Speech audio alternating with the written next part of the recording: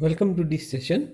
In this session, we will study the importance of the pressure measurement in industrial instrumentation. So, pressure is one of the main parameters which is related to industrial scenario.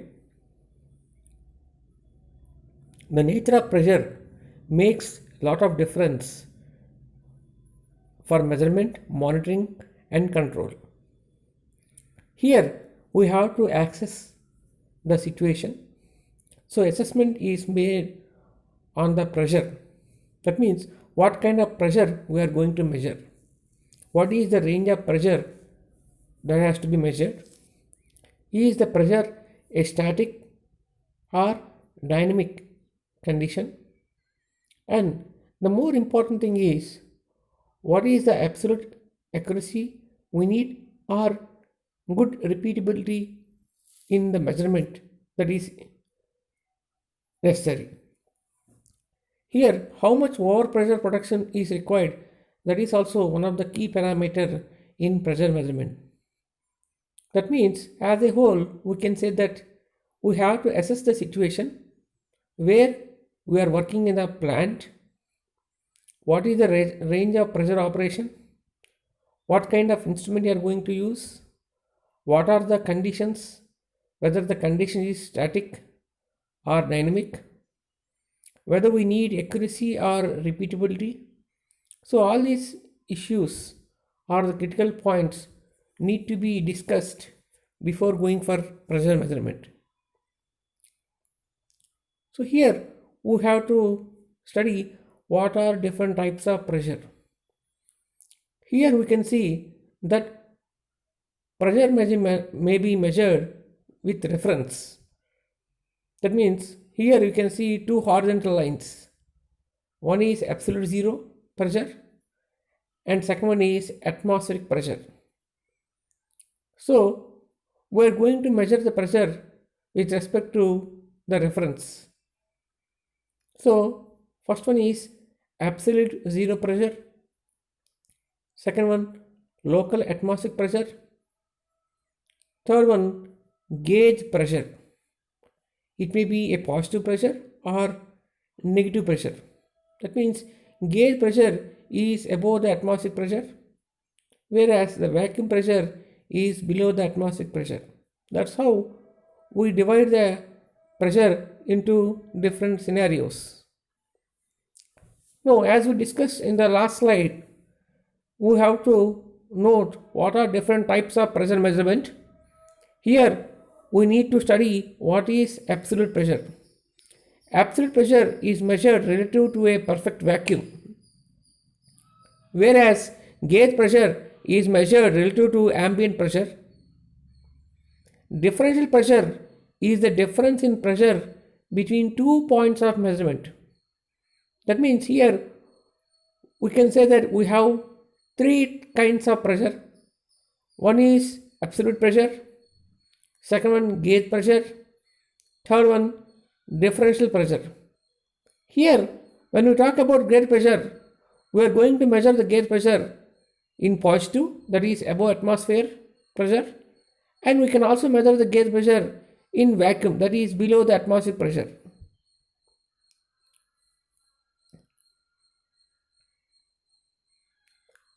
Now, what are different types of measuring instruments which are going to be used for pressure measurement? Here, measurement of pressure can be done in two ways: by using mechanical instruments or by using electrical instruments. Mechanical pressure measuring instruments are classified into U-tube manometer, Bourdon tube gauge, diaphragm, and bellows. Whereas electrical pressure measuring instruments are strain gauge based, capacitive sensor, potentiometric, resonant wire, piezoelectric, magnetic, and optical type. So these are the various types of pressure measuring instruments, both for mechanical and electrical types. So here, as you discussed earlier, we have different types of pressure measurement, that is the gauge pressure, reference to atmospheric pressure, example car tire, water level measurement, chamber pressure, and few hydraulic applications. Next one is sealed pressure, a reference to a sealed chamber closed with atmospheric pressure. Example, industrial applications, we have food and beverage plants where we have sealed chambers. There we have to measure the pressure. Again, we have absolute pressure. The reference for this measurement is vacuum. Example, barometric pressure, meteorological applications. Again, the next one is differential pressure. That means here the pressure measurement will be done by taking the difference between two pressure points. Example, air conditioners, we have filter monitoring systems, etc. Now, coming to the pressure measurement using mechanical instruments, here these are all the primitive or the old type version of pressure measuring devices. These are very large in size, sometimes they will have wear and tear. Again, we have to check the reliability of the instrument from time to time. Here, mechanical pressure measuring devices are U-tube manometer, Bourdon tube gauge, diaphragm and bellow elements. So here you can see a U-tube manometer. It measures the difference in pressure between 2 points in the given columns. Normally, U-tube manometer is used in laboratory purpose for pressure measurement. Here you can see you have P1 and P2. Whenever there is a change of pressure, there will be a change of head or the column will change due to the variation of pressure, and this variation of pressure will be observed by measuring the difference between the 2 points in the given column. So that is something that's simple application for measurement of pressure by using U-tube manometer. The next type is the commercial industrial pressure gauge, which is known as Bourdon gauge or Bourdon type gauge. Here, a flexible element is used as a sensor. The Bourdon gauge is in the form of a C-structured. You can see a C type. The pressure changes cause change in element position, and the element is connected to a point to reference pressure. That means here the Bourdon gauge is a C-type structure, and whenever you want to measure the process pressure, the pipe is given to the C-type structure, and whenever this element is subjected to pressure, there will be a change in the element position.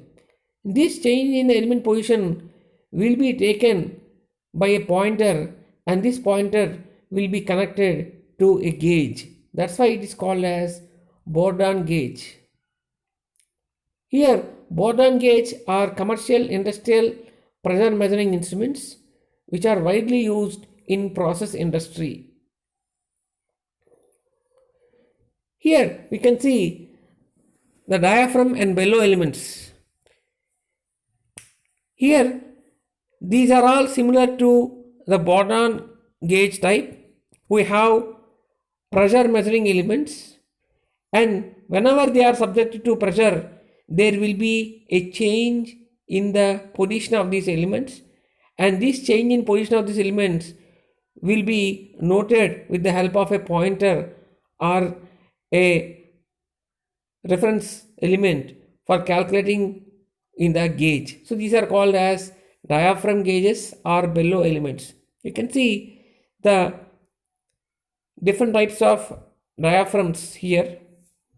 You are having convex diaphragm capsule, you are having nested diaphragm capsule, you are having corrugated single type, you are having multiple capsule element. So here, whenever the pressure is applied on this diaphragm, there will be a change. This change is proportional to the applied pressure. So that is the basic principle of operation of bellows and diaphragms.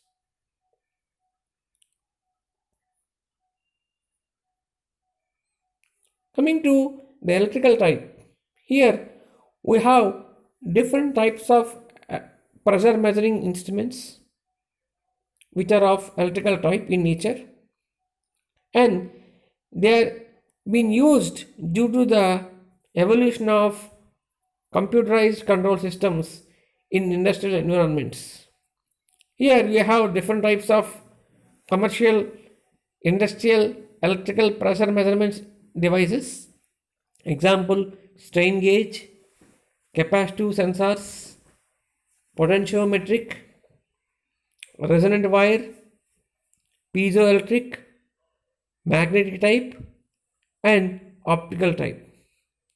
Here, some of them are used for atmospheric pressure measurements, and some will be used for commercial purpose.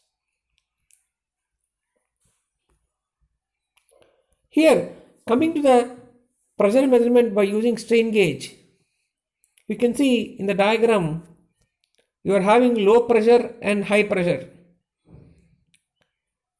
P2 is related to the low pressure and P1 is related to the high pressure. On the left side, you will be having low pressure diaphragms.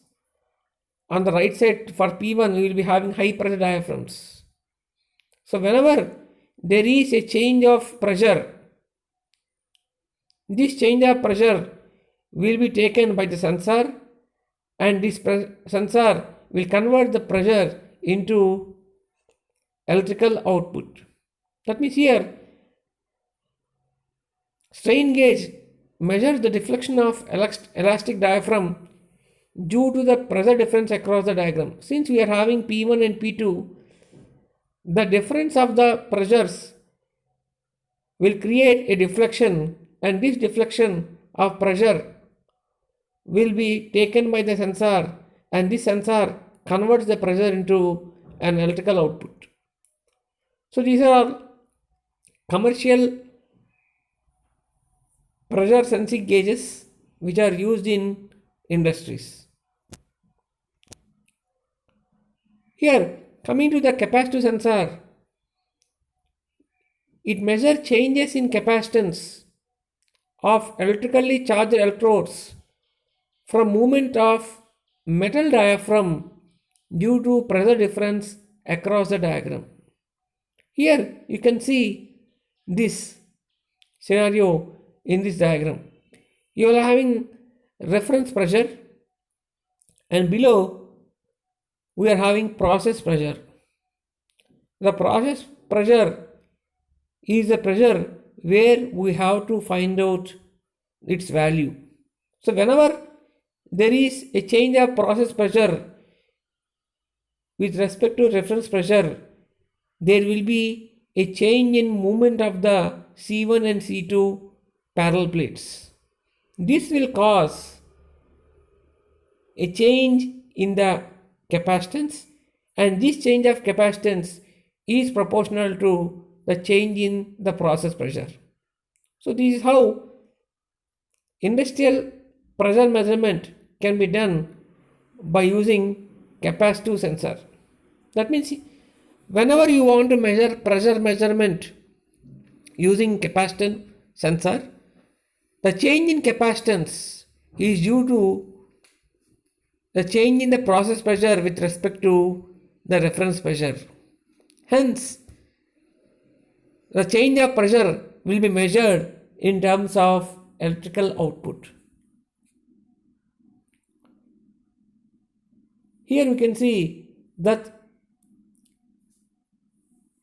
the capacitance sensors are used in two modes. What is called as the balanced mode or unbalanced mode. Balance always has a capacitance of 0.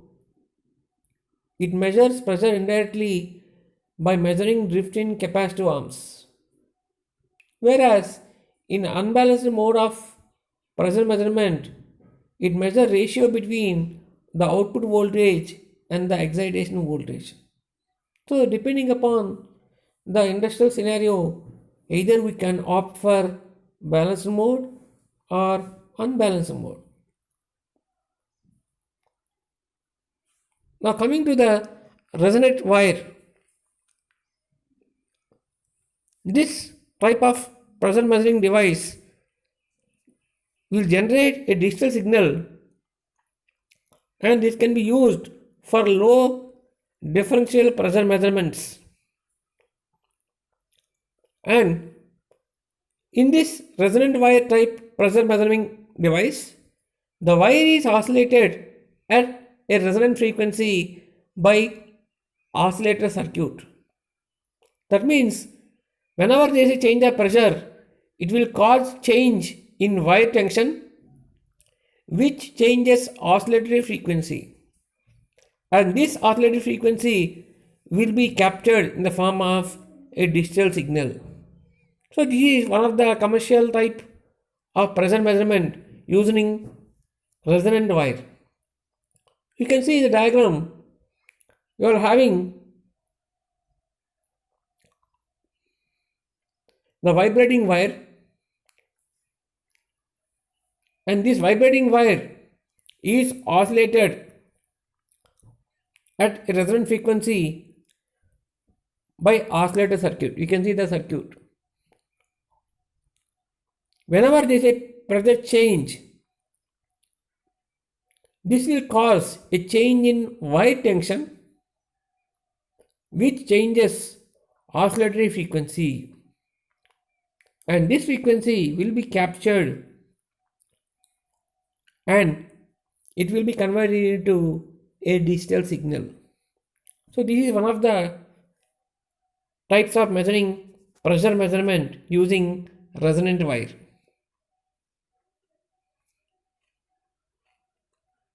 Coming to piezoelectric type. As we know, piezo means force or pressure. Conversion of force or pressure into electrical parameter.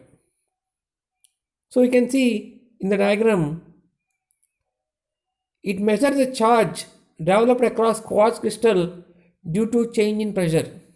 That means whenever there is a force or whenever there is a change of pressure, this change of pressure will have an impact on the quartz crystal, and there will be a deformation along the axis, and this deformation will cause a change in charge. The charge decays rapidly, making unsuitable for static pressure measurements.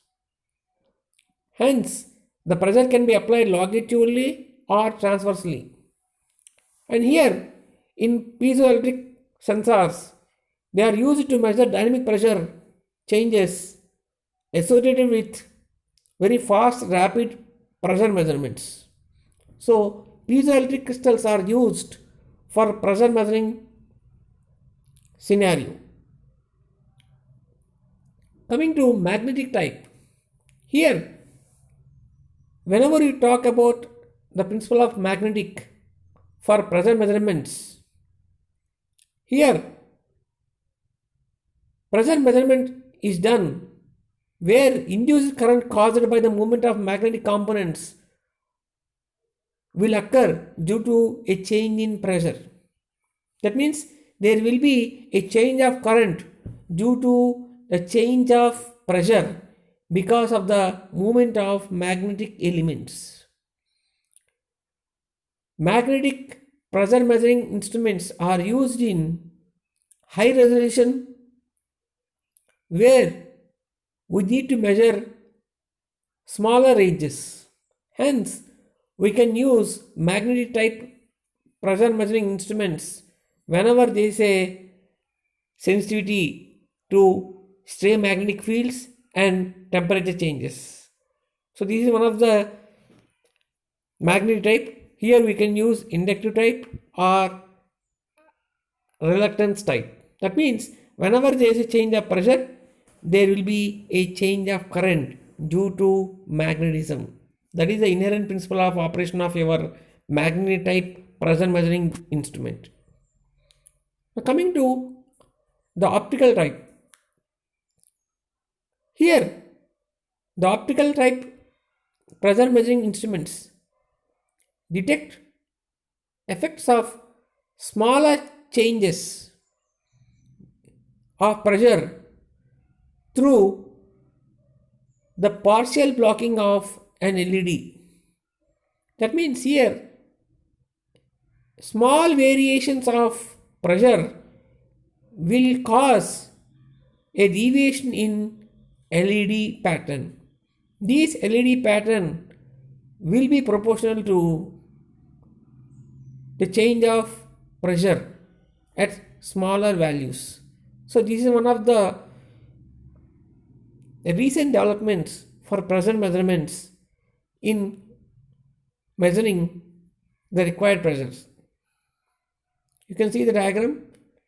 Below you are having measured pressure which is entering into the capsule, and the LED is sending the light from one location, from one direction to another direction. Whenever there is a change of pressure, this change of pressure will create a partial blocking, and this partial blocking is proportional to the applied pressure. So this is one of the inherent principle of operation of optical type pressure measuring instrument. Now we can see different types of pressure gauges which are used commercially in industries. First one is C type, that is called as Bourdon gauge. It may be C type, it might be spiral, or it might be twisted tube, or it might be helical. That means Bourdon tube gauges are constructed in the form of C type or spiral form, twisted tube or helical. Again, you are having different types of diaphragms. You will be having flat diaphragm, corrugated diaphragm, capsule, differential type. Again, you are having bellows. One is fixed in the one end and the other one is left open. Whenever there is a change of pressure, this change of pressure will create a difference, and this differential pressure is being calculated by using bellows. So these are all commercial pressure gauges which are used in industrial scenario. First one is Bourdon gauges, diaphragms, bellows. These are all mechanical pressure gauges.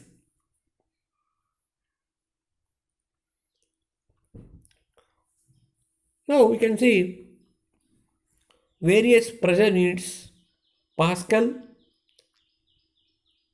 bar, atmospheric pressure, torr, and most widely used is PSI, pound per square inch. So these are the various units of pressure measurement. Let us recap the entire concept of pressure measurement. So pressure is sensed by mechanical elements such as tubes or plates or C-type structures, and they are constructed to deflect when pressure is applied. This is a basic mechanism converting the pressure to physical movement, and this movement should be transduced to obtain an electrical form or sometimes the digital form as per our industrial requirements. And after that, the signal conditioning is done for the analog signal, which has to be given without any delay or any decrease in amplitude. So here, as we discussed earlier, we are having different types of sensing elements like Bourdon tubes, diaphragms, capsules, and bellows. You can see different types of sensing elements.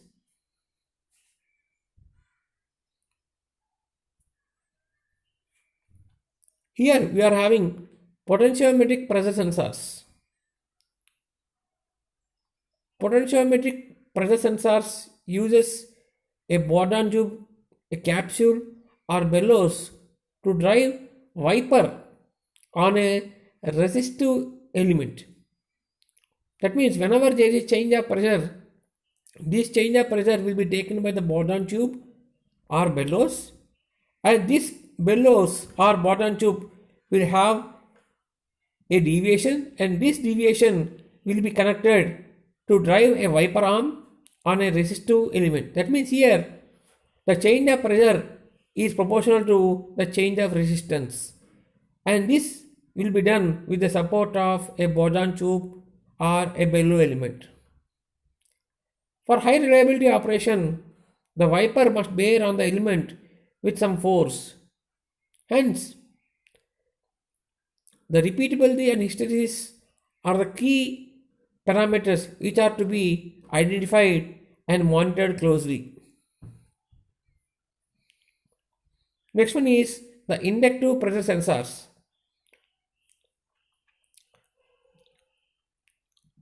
We can have different types of inductive pressure sensors, and one of the widely used inductive type is LVDT. The input of LVDT will be connected to the pressure, and the output is nothing but the voltage. So the LVDT uses the moving core to vary the inductive coupling between the primary and the secondary transformer. Hence, we can say that the pressure connection is given to the movement of the core, and whenever there is a pressure change, this change is given to the movement of the core rod, and this core will move between the primary and secondary winding of the transformer, and thereby you are getting an electrical output. That means for inductive pressure measuring sensors, the input is the pressure and the output is the voltage. Here we are having capacitive pressure sensors. Capacitive pressure sensors can be fabricated by using a diaphragm as one of the plate of the capacitor. The applied pressure causes the diaphragm to deflect, and there will be a change in capacitance. The change in capacitance may be used to control the frequency of an oscillator or to vary the coupling of an AC signal through a network. Hence, the change in pressure will be obtained in the form of electrical output. Thereby, proper signal conditioning and signal amplification will be done to get the desired signal in the form of electrical output. You can see a small example of capacitive pressure sensors.